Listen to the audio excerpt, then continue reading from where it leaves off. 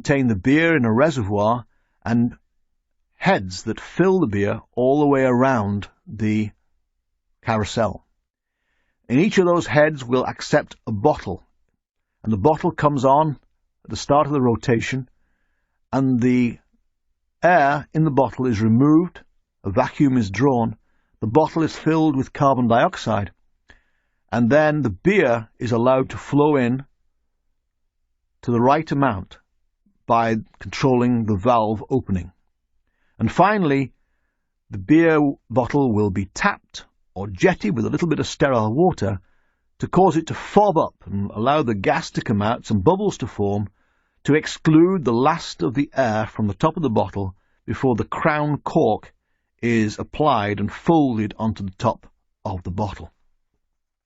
Then the bottle will go through an inspector to make sure there is nothing inappropriate in it, and it has also got the correct amount of beer in it. Remember, the bottling is about 1,500 bottles a minute, so there are devices which will shine light through these bottles and reject them if they are short fills at that speed. It's very impressive.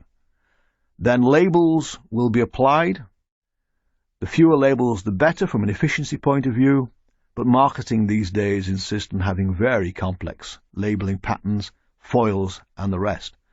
And then finally you may have a laser printer which is going to burn on a born-on date or a best before date or some such. Canning is exactly analogous, except the cans will come in pre-printed with the body labeling. The only thing that's separate is the lid. They will be filled in a way exactly analogous to the bottles, and then the last stage will be the lid is folded onto the top of the can, and the beer then will go forward, perhaps to a laser printer, and then, like the bottles, will head off into the warehouse.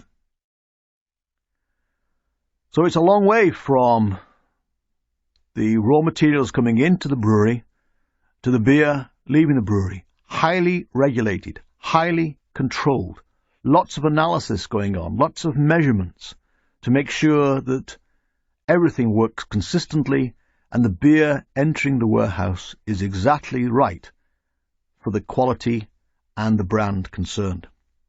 And in the next class, we'll talk about the rich diversity of beer styles and beer types all over the world.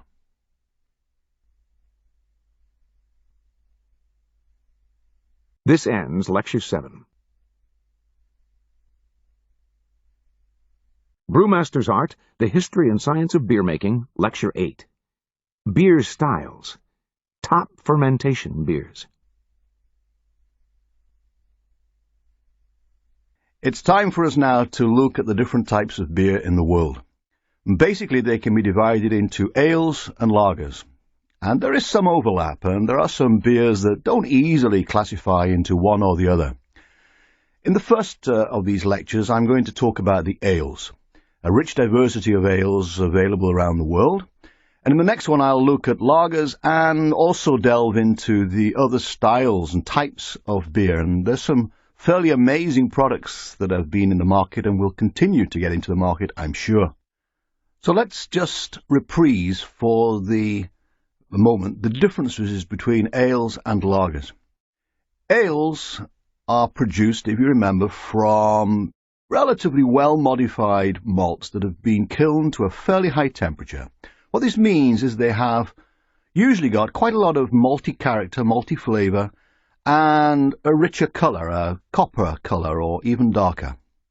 When they're boiled, the hops are used in the kettle boil to extract the bitterness, and then we cool to a temperature around 59, 77 degrees Fahrenheit, 15 to 25 degrees Celsius, and pitched with a yeast which traditionally rises to the top of the fermenter, otherwise known as top fermenting yeast, Saccharomyces cerevisiae.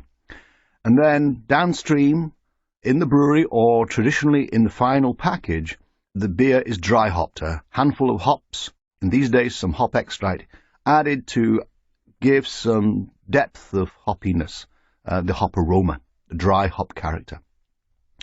Lagers produced from less well-modified malts, kilned relatively gently, so you have a paler colour and a different type of flavour, a gentler flavour in many ways, and then going into the kettle and a proportion of the hops added late to give the late hop character, which is typical of some of these lagers, not all, and then cool to between 43 and 59 degrees Fahrenheit, that will be 6 to 15 degrees Celsius, and pitched with a yeast which will sink to the bottom of the fermenter, Saccharomyces pastorianus, and collected at the bottom of the fermenter, and then stored traditionally, the process known as lagering.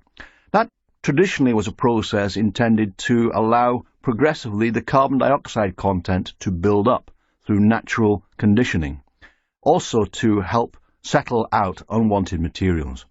And we've already addressed the way in which that's done these days, some brewers doing it very quickly with short conditioning, but others having longer, more traditional lagering periods. There is tremendous overlap these days between these sorts of categories. I know of brewers that are using just one type of yeast and making both ales and lagers with that yeast. There is tremendous overlap. I know of a beer from way back in the United Kingdom called Long Life, which started off described as an ale, and then when the English decided they were interested in lagers, they repositioned that beer as a lager. The beer was unchanged, they just changed the descriptor of it. So really there is some overlap in these styles and tremendous confusion, really. What we're going to address today is the more traditional way of approaching these types of beer. Let's start with the top fermentation beers. Let's start with the ales. And let's start with what I would consider to be the type product of this kind. That would be English pale ale. Now, pale ale in a bottle has usually got that descriptor. If it's on tap, if it's in a keg, or traditionally in a cask, then it's often referred to as bitter beer. And it's not usually too strong. It may have an alcohol content typically between 3 and 4.5%. There are a few which are higher, and that will be by volume, ABV, but most of them are relatively modestly alcoholic. Don't confuse the strength of flavour with the depth of alcoholic character. You can have some fairly modest alcohol contents with quite a robust flavour. The beers that traditionally were produced in this way were made in casks, and these were cask-conditioned beers. The beers were run from fermenter into a racking tank, and the beer was then transferred into barrels. Traditionally, these were, of course, wood, barrels made by a cooper. And to the barrel was added some sugar. There was residual yeast, of course. There was this whole hop addition, this handful of whole hops, and the isinglass findings we've talked about before. And the barrel would be rolled. And the residual yeast would convert the sugar into carbon dioxide and naturally carbonate the product. It wouldn't go to very high levels, and that's why English ales on hand pump in London, for example, you will find that they don't have a lot of carbon dioxide in there. They may have 1 volume, 1.2 volumes, that is 1 to 1.2 millilitres of carbon dioxide for every milliliter of beer. And that would be about 2 to 2.4 grams of carbon dioxide per litre, much less than you would get in a bottle of lager, say, in North America, about half as much. But that natural carbonation was due to the action of the yeast working on the sugar. And the isinglass findings would settle out the yeast and other materials, and it would come down to the bottom of the barrel. This is traditional English ale, with that dry hop character introduced by the handful of hops. The key thing about this product was, or is, balance.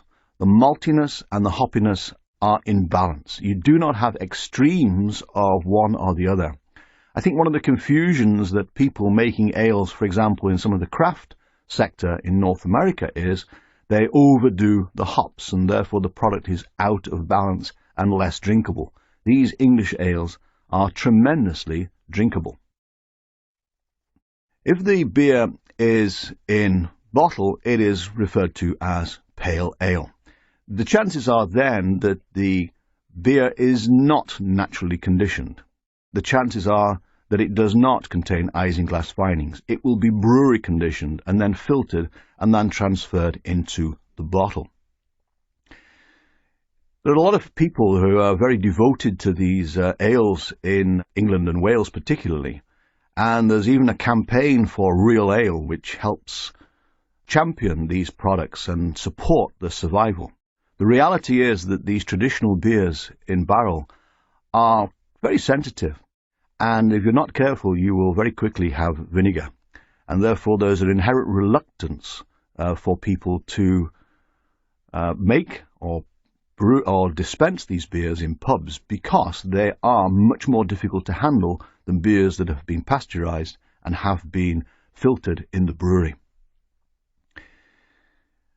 India Pale Ales, these attract a tremendous amount of interest, and there's a lot of interest in many parts of the world in rediscovering this type of product. India Pale Ales were designed as beers to have a long and a prolonged shelf life, and particularly for retail and selling to people in the far-flung branches of the British Empire, such as India. These beers, therefore, were produced with high levels of hops, and these hops, with their preservative and antiseptic bitter components, would provide protection against spoilage.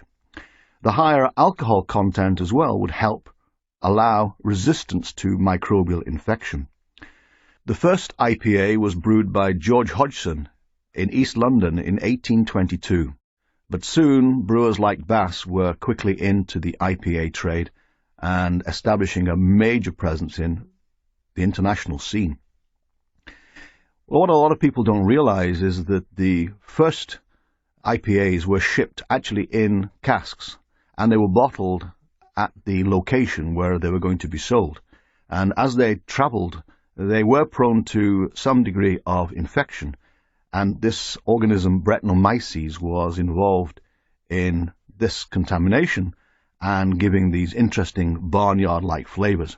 People often say to me, how do you get an authentic IPA? And I say, well, you ought to start getting some Brettanomyces into your brewery, but there's an inherent reluctance to do that. One relatively old-fashioned style of ale in the British Isles is mild ale. It's considered these days to be a little bit of an old man's drink. In bottles, it's usually referred to as brown ale. Milds tend to be darker than bitters or pale ales, and this darkness is due to the inclusion of a proportion of more heavily kilned malt, some of the darker malts. Not so dark as to give the burnt, harsh and roast character, but a darker colour and also a degree of caramel-like flavour. Not caramel itself, but caramel, toffee, sweeter notes. And so these products are darker and also relatively sweeter. They also tend to have relatively low alcohol contents by volume, typically less than 3.5% ABV. And these are beers that were designed for refreshment, for people working in heavy industry. In the Midlands of England, people working with steel, and in the workplaces where there was a lot of heat and a lot of loss of moisture from their bodies, these were wonderfully nutritious drinks that replenish some of the moisture without necessarily getting them drunk too quickly. So they're not burnt and harsh, they tend to have more toffee, caramel-like characters. When we talk about sweeter products, then Scotch ales tend to be sweeter than English ales, and they tend to be less hoppy. They have different descriptors for them. The stronger beers in Scotland tend to be called heavy, and the less alcoholic ales in Scotland tend to be called light.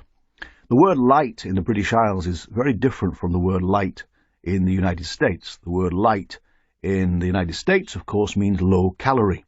The word light in the British Isles means low alcohol, and therefore you won't find some of the celebrated North American light beers in the British Isles because people don't understand the term. The other descriptor you may find in Scotland is shilling, and this refers to the old-fashioned currency in England. Up to the early 70s, the British currency was pounds, shillings and pence, and taxation on beer was in proportion to strength and was declared in terms of shilling. And still, therefore, in Scotland, you can have beers that are 60 shilling right the way through to 90 shilling. The higher the number of shillings, the more taxation because of the higher alcoholic strength. There are a great diversity of ales in the British Isles. Here's another one, barley wines. Barley wines are very strong ales. They can be as much as 10% alcohol by volume. In other words, they're approaching the alcoholic strength of wine. And therefore they are usually served in smaller quantities, in smaller bottles, sometimes called nips. They are made from the stronger worts. You recall when we talked about the brew house, we talked about collecting the wort from the mash in the Lauterton or the mash filter. And the first runnings are the ones that are highest in sugars. And therefore, if you ferment those, you get a higher alcohol content. And so it's these first runnings that you would use to make a barley wine. You may also concentrate that sugar still more in the boiling stage. So if you boil to a higher level, to a higher extent, then you will boil off more water and get a more concentrated sugar solution that when you ferment will produce more alcohol. When you boil also, you are actually enriching a lot of the color and flavor at that point. So you're getting much more robust flavors as well, which will come over into the finished product. And when the yeast ferments a very strong sugar solution, it tends to produce increased levels of fruitiness. You think of the character of many wines, this strong fruity character. And this is what happens as well if you're fermenting something like a barley wine wort because of the very high sugar contents. Earlier on I described the traditional process of bringing a cask ale into condition. You can do it in bottles, it's not usually done, but you can do it in the bottle. And if I could at this point bring us over to California, then probably the largest producer of bottle conditioned beer anywhere in the world is Sierra Nevada in Chico. Ken Grossman, when he established his brewery there, could not afford a carbonation system, and so he started to condition his famous pale ale actually in bottle. And that process continues to this day. So all the Sierra Nevada pale ale that you will get anywhere in the world is naturally conditioned. There is some slight residual sugar there, and the yeast that is left behind will convert that sugar into carbon dioxide in the bottle. And then when the beer is in condition, the beer will leave the brewery. One of my favorite naturally conditioned beers is a beer called Worthington White Shield. Once upon a time, I was a research manager of Bass in Burton-on-Trent. And in those enlightened days, we used to have a case of beer in the laboratory. And that beer was Worthington White Shield. And at 10 o'clock every morning, a colleague of mine, one of the guys who worked in my team by the name of Roy, would go down to the case of beer and pick out his first White Shield of the day. And the first thing you were told at Bass was how to pour out a White Shield. The first thing you did after taking the top off the bottle was to turn the label so that everybody else could admire your selection. And then you would raise, this is what Roy would do every morning at 10 o'clock, he would raise the bottle to eye level and the glass and very, very gently pour out the beer. So into the glass was coming this beautiful amber, reddish amber liquid with a beautiful foam, and he would carry on pouring until the yeast, which was about a centimetre deep in the bottom of the bottle, until that yeast was about to leave the bottle. Then abruptly he would stop pouring, he'd look at the bottle, and then he'd drink the contents of the bottle. That was his B vitamins for the day, and then he'd start drinking the beer. And he would sip it very steadily, and through the day, as he was doing his experiments, he would be drinking the beer. These days, I think in the laboratory, it would not be well viewed if you had beer, let alone anything else in the laboratory, but perhaps those were slightly more enlightened days. Who knows? Let's look at a famous beer style known as porter. Porter was first brewed in 1722, and this was a beer really designed for the industrial age and a beer produced by the first mega brewers in the Industrial Revolution. Governments have known for years that beer is a very worthy source of taxation. And taxation in those days in the British brewing industry was on the basis of the raw materials and not on the beer itself. And dark brown malts, fairly coarse malts that were kilned over wood, were cheaper than those that were kilned over coal, because the government was concerned about the unhealthy impact of burning coal, so they taxed it more. So these brown, coarser malts were cheaper, and so the beer you made from it could be cheaper as well. And the beer they made from it, which had this coarse character to it, was sold cheaply to porters in the markets of London, hence the name porter.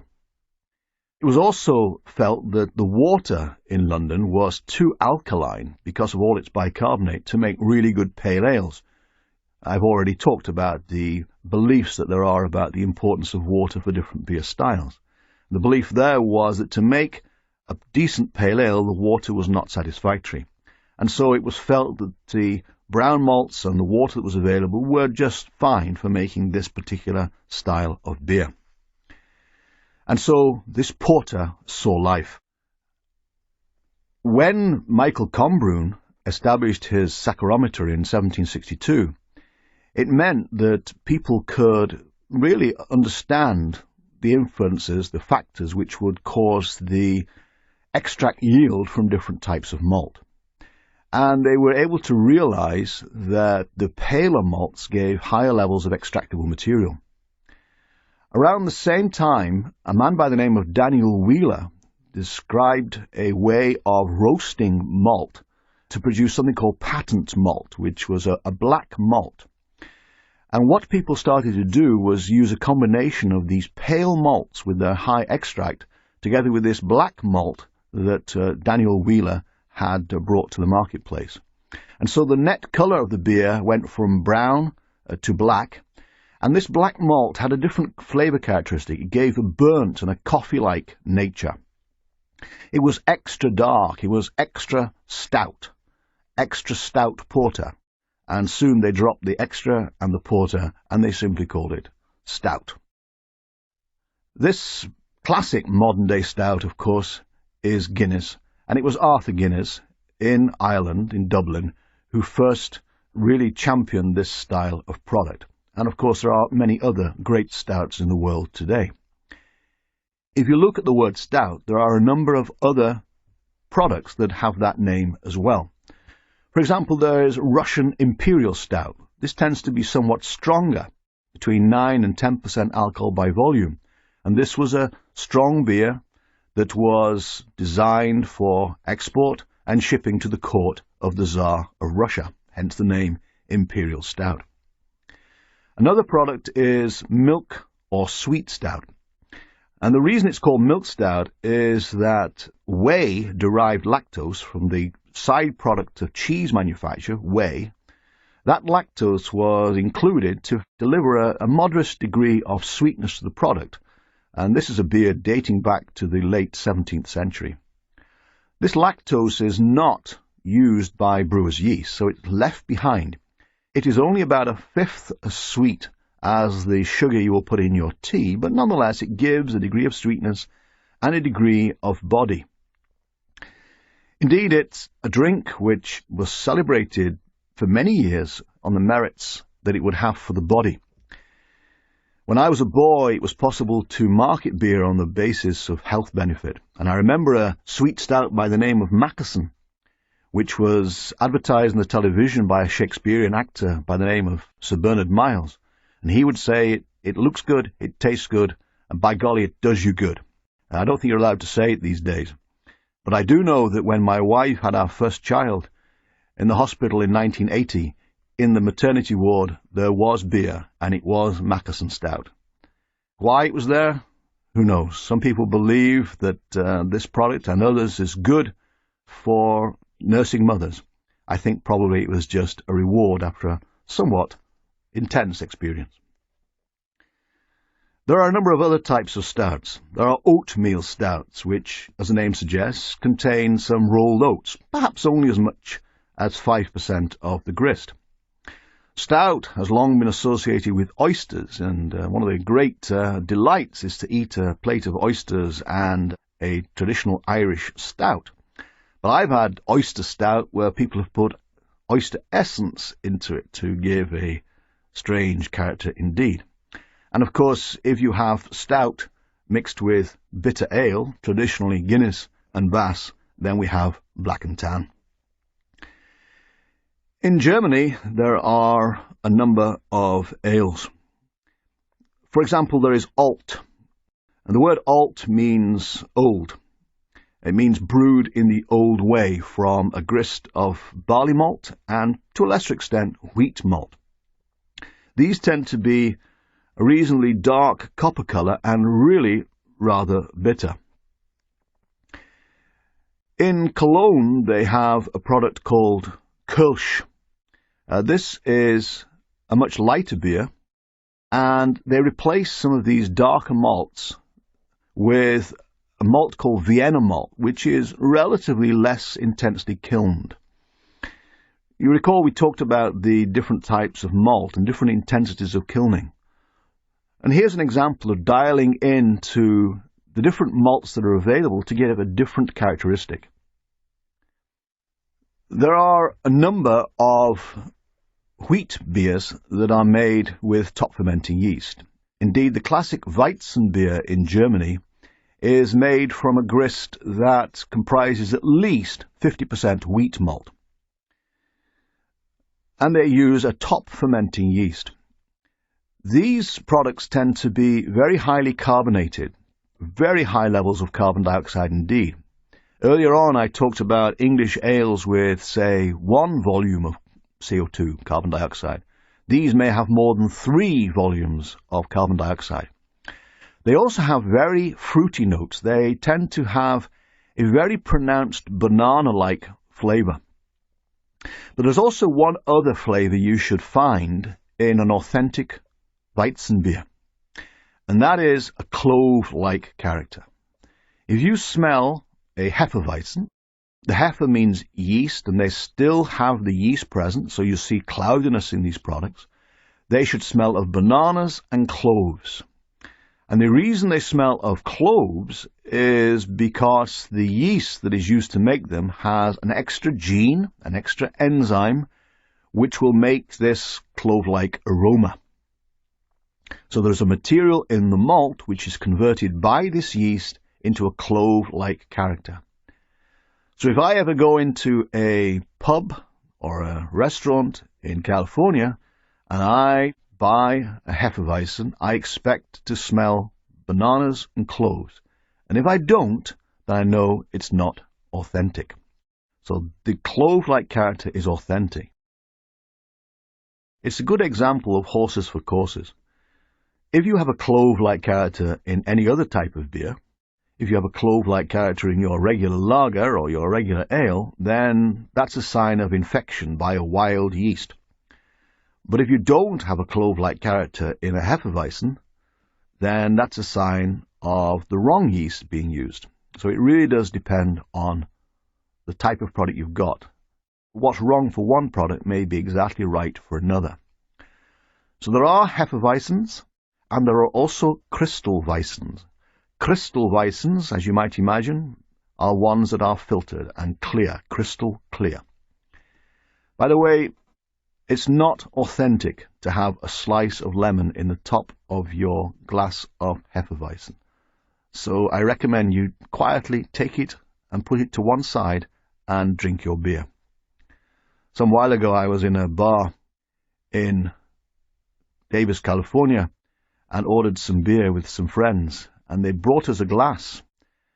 For once, often they just bring the bottle, and we have to ask for the glass. But on this occasion they brought the glass, and in the bottom of every glass was an olive. I quietly asked what the purpose of the olive was, and they said, it's a poor man's cocktail. More about the perception of beer in a later class. There are a number of other wheat-based beers. In northern Germany, they have Weiss beer, white beer. This is much weaker. It may have only 2.8% alcohol by volume, and it's made from a grist which has got less than 50% wheat malt, but it does contain wheat malt. And it's very sour. It has a contribution from lactic acid bacteria. Now, lactic acid bacteria are widely used in the world of wine for the malolactic fermentation, but for most beers, not all, but for most, it's not welcome. But for this beer, it is. So these lactic acid bacteria help to lower the pH down to between 3.2 and 3.4, and therefore you have a very sour product. And so they tend to be taken with a dash of raspberry or sweet woodruff syrup. It was Napoleon who called this the champagne of the North. If there is a country in this world that there is real reverence for beer, it would be Belgium. I remember once I was at a friend's house in Antwerp, and he asked me if I would like a beer. And unsurprisingly, the answer was yes. I said, "What have you got?" And he told me all this range of beers. And I selected one, and he disappeared. And 10 minutes later, I said, "Guido, where is the beer?" And he said, "I'm looking for the glass. I'm looking for the correct glass for your beer." I said, "It really doesn't matter." He said, "Oh, but it does. And I won't give you a plastic knife and fork to eat your food with either." That is reverence for beer. That is what we should expect everywhere. There are many different styles of beer in Belgium. In terms of the ales, one of the most famous is the Trappist beer. Relatively dark, intensely bitter and acidic, with clear fruitiness, and usually quite a lot of alcohol, as high as 12.5% alcohol by volume, and of course, traditionally brewed by monks. One extremely distinctive Belgian beer style is lambic. This is a beer style which involves not only brewing yeast, but also a wide range of other microorganisms not closely defined, which probably owes as much to the local environment in the particular brewery as anything else. And therefore, because of this diversity of microflora, I often think of San Francisco's sourdough bread with its range of microorganisms. I think lambic's something similar. This diverse microflora producing all sorts of flavors, and of course quite a lot of acid, and therefore a very low pH, and a lot of turbidity as well. I have a friend who corrects me when I say that I don't like the beer that she is drinking, and she tells me I will decide what I like to drink. And therefore a lot of people do like to drink this style of beer. I have to say that basic lambic or Gers is not for me. But the beer that is for me is what you get when they mix it with various fruit flavors. And so you may have seen beers called Kriek, which is lambic mixed with black cherries, Framboise, where the fruit is raspberries, Cassis, where we have black currants, and Pêche, which includes peaches. These are wonderful postprandial products, and they're a delight to drink, like all other beers, in moderation. If we are to look then at this diversity of beers, we can do so on a scale of relative hoppiness and relative maltiness. So if we look at the heavier, fuller, maltier products, then we have products like stout and sweet stout and the mild brown products, Scotch ales. These tend to be malty, heavy, full. The barley wine is also full, but it has a greater degree of hoppiness, as too does the imperial stout. If we look at the very light maltiness and also the very light hoppiness, then at one extreme we have the Weisse from northern Germany. The Hefeweizens are not especially malty, they're not especially hoppy. But something like a English pale ale is right there in the centre. It's of average maltiness and fullness and of average hoppiness. It's a very evenly and well-balanced product. But then we have the India Pale Ale, which is a similar degree of maltiness to the Pale Ale, but is somewhat more hoppy. And then we have the American Pale Ale, which is, again, a similar maltiness to the English Pale Ale, but often extremely hoppy and rather bitter, sometimes verging on the excess. Now, of course, people want to push the boundaries ever further outwards, and so we have the double IPA, and who knows where we will go next. What I would like to think is that brewers will champion what we have already. Earlier I talked about the different hop varieties. I talked about the richness of hop varieties and so many different types of hops.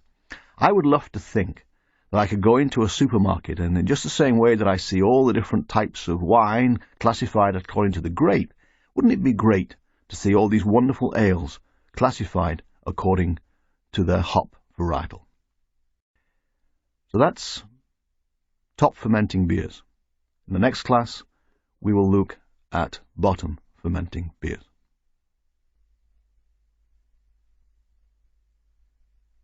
This ends Lecture 8, Brewmaster's Art, The History and Science of Beer Making, Lecture 9.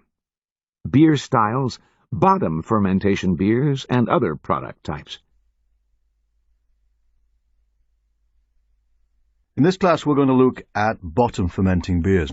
We'll also, at the end of the class, look at one or two other beer types, and to illustrate that really there's almost no end to the brewer's ingenuity. When we talk about lagers, then perhaps the classic style is Pilsner. And this originated in mid-19th century Bohemia, in the city of Pilsen.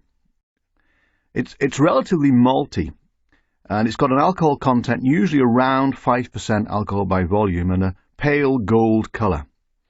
But especially prized is this late hop character, where we have a proportion of the hops added late in the kettle boil, and then the yeast modulates that hoppiness to give this really quite refined character downstream, a quite unique hoppy character which is difficult to define analytically, but is certainly prized when you get it.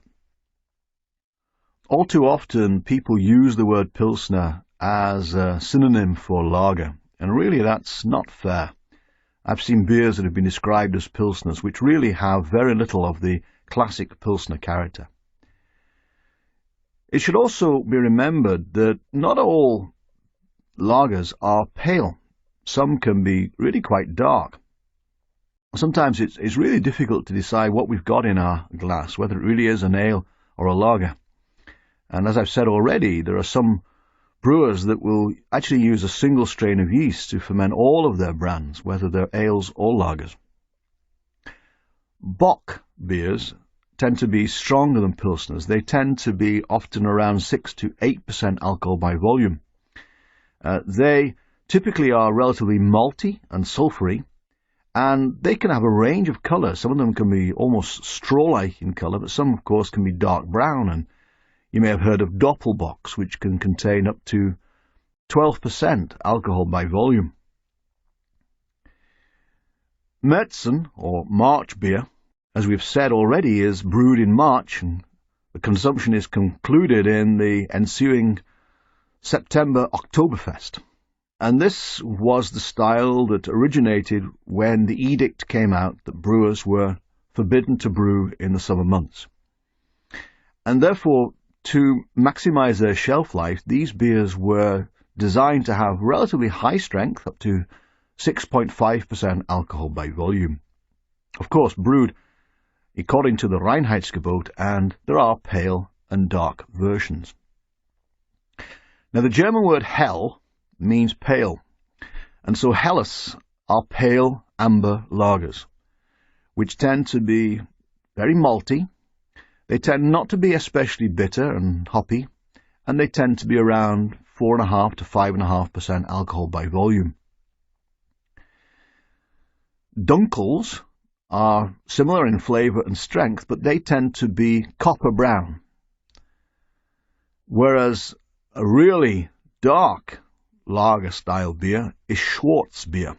As the name indicates, these are black lagers, very dry, and they tend to have alcohol content somewhere between 3.8 and 5% alcohol by volume. There really is tremendous diversity. Let's look at Reusch beer. Reusch beer is made from a grist that includes smoked malts. So in the same way that you would have a peaty malt going into certain Scotch whiskies, so it is that for a Reusch beer you can have malts that are smoked, and you have a decided smoky character. Not for everybody, but of course there is a beer that you like somewhere. Some people swear by Reusch beers.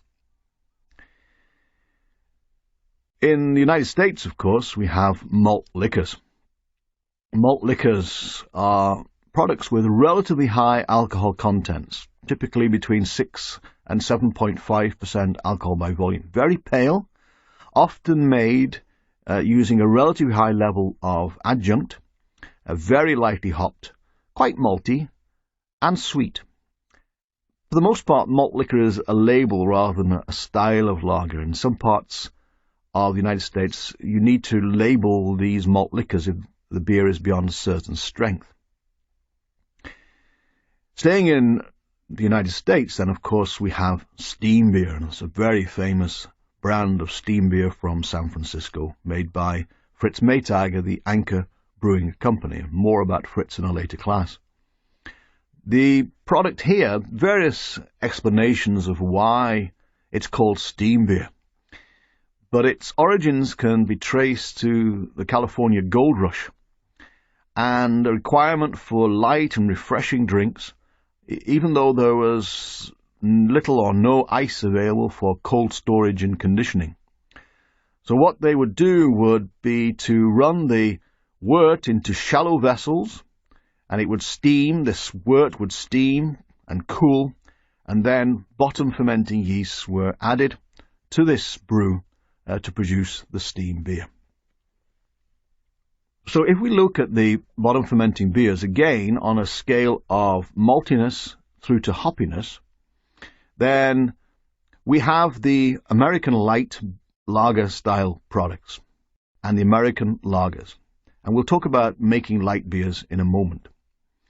These, of course, are not especially hoppy, and they're not especially malty either. Dissuade yourself from the notion that somehow these are not good beers. These are excellent beers. These are actually some of the hardest beers to make in the world, because there is no crime of brewing failure that you can hide and disguise in one of these beers. If you have a flavor taint or a defect, you will see it in a North American lager before you will see it in some of the more robust and intensely flavored products you can get around the world. And this is why factors such as freshness and stability are so much more important in a North American lager style product. So these are excellently brewed beers. These are real triumphs of brewing excellence. They don't have huge amounts of flavor. They are very subtle in their flavor, but they are, of course, very drinkable. And also they are just fine if you are living and working in a very hot location. At the other extreme, in terms of high hoppiness and also maltiness, then we would have something like a Doppelbock, and to a lesser extent a Bock, whereas a Dunkel would be malty but less hoppy, whereas a Pilsner would be right in the middle, in just the same way that an English pale ale is right in the middle there, balanced between hoppiness and maltiness. So is a Pilsner balanced between hoppiness and maltiness, with Märzen's emphasizing the maltiness and Helles too. Often when I am celebrating beer, in comparison, gentle comparison with the world of wine, I say to people that there is much greater diversity in the world of beer than there is in the world of wine. I very teasingly say that what have you got in the world of wine? You've got red, white, and pink, and occasionally a few bubbles. But in the world of beer, you have such diversity, such tremendous diversity, and such a spread of products. I sometimes wish, as I've said already, that brewers would celebrate the materials they have to a greater extent. But there is no end to the ingenuity that people have. And now I'm going into areas where there is real transcendence between top fermentation and bottom fermentation, and here we're in the world of overlap. I remember from my youth in England a product by the name of shandy. And in this product there was a mixing of pale ale or bitter, if it was on tap, and lemonade. And when I'm talking lemonade, I'm not talking freshly crushed lemon juice, Mom's own freshly squeezed stuff. I'm talking more 7-Up. And these were mixed in equal quantities, very refreshing. I remember when I was a sportsman many years ago, I would rehydrate with shandy.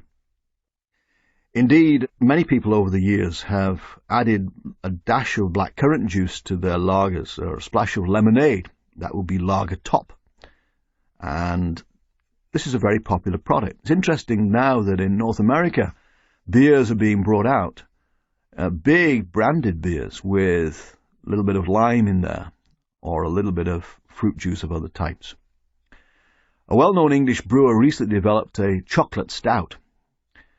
Now, chocolate malt is one of the heavily dried and roasted malts, and it gives the dark chocolate character. But this beer really did have a little bit of chocolate put into it, a bar of chocolate, just so that they could genuinely say it contains chocolate. Much of the flavour was due to a chocolate-flavoured essence. And again, it's designed as a post-prandial drink. But you know, coriander and chilies and pumpkins and who knows what else put into beers. Not long ago, I had a beer given to me that contained ginseng, caffeine, and guarana. And my eyeballs dilated, and they said to me, "Look, it isn't for you, Charlie." And I respectfully said, "Well, why did you give it to me?" But there's a beer for everybody. And clearly this is a beer for younger people than me, possibly. Just the same way that the British have shandy, in Germany they have a product called Radler, and in France they have Panache.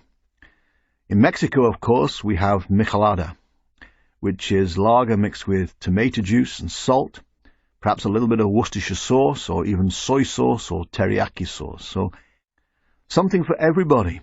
Not everybody likes all of these products, but there is a beer for you somewhere in the world. Somewhere on the cusp between beer and wine are the malternatives, and we'll talk about those in a later class. Dear friend of mine in the brewing industry, Graham Stewart, was the technical director of Labatt Breweries a number of years ago. And they were looking in that company for a new genre of product. And it was suggested that in the Canadian brewing world, or the Canadian beer world, the word ice could be of real value. Graham pointed out that there was a tradition in the colder parts of Canada of people putting their beer outside, sticking it in the snow, and as it froze, the first thing to freeze out was water. And therefore the residual liquid became more alcoholic and was more warming. And therefore the word ice really meant something in Canada, more so perhaps than it does in, say, the British Isles. And so they invented ice beer. What they do downstream is to make some ice in a tank downstream and then filter the beer. Quite how much is removed in that process is debatable, but nonetheless this is a technical approach, but also largely a marketing idea, and many other people decided to make ice beers as well. If we talk about marketing driven, then we have the concept of dry beer. A number of years ago, Asahi in Japan were well behind market share with Kirin. Kirin were far ahead. And they gathered around a table in the Asahi company and designed a beer. They wanted a beer that was in excellent packaging, as all Japanese beers are, and they wanted a new concept. And the concept they came up with was dry beer.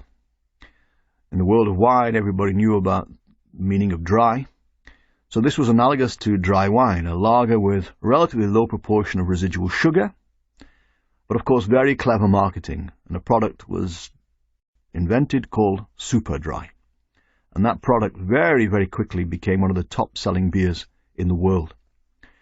Indeed, if you think of the biggest selling brands of beer in the world, these are beers that are easiest to drink.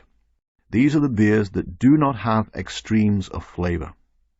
They are drinkable, and they hit the middle road.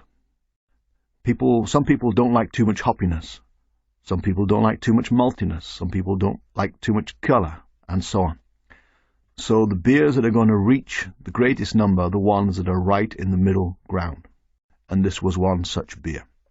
Now, of course, there are many dry beers over the world. The biggest selling style of beer in the United States of America is light beer. And these have come a long way. The very first light beer was made by a company called Rheingold, and the brand was Gablinger's. The early beers were really marketed in a very strange way. Basically, they were saying, if you don't want to get fat, drink this beer. That's not a terribly good marketing strategy. That's changed, but it certainly is the concept that these are lower calorie. Earlier on in this course, I said that 80% of the starch in a conventional mash is converted into fermentable sugar, leaving 20% in a partially degraded form called dextrins.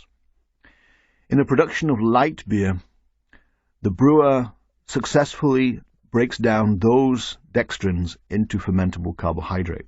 There are various tricks to do this. One way is to add an extra enzyme. Some brewers don't want to do that, but you can change the process subtly to get more fermentability. Of course, what happens then, because you've got a more fermentable wort, is you produce more alcohol. The main source of calories in any beer is alcohol. And therefore, if you simply get a higher degree of fermentability and you produce more alcohol, you are not going to cut down calories.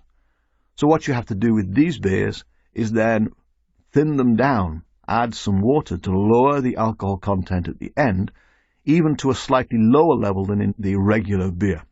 And this is the reason why these are very bland products by and large. They're very gently flavored products, but a very big slice of the market. The word draft means two things.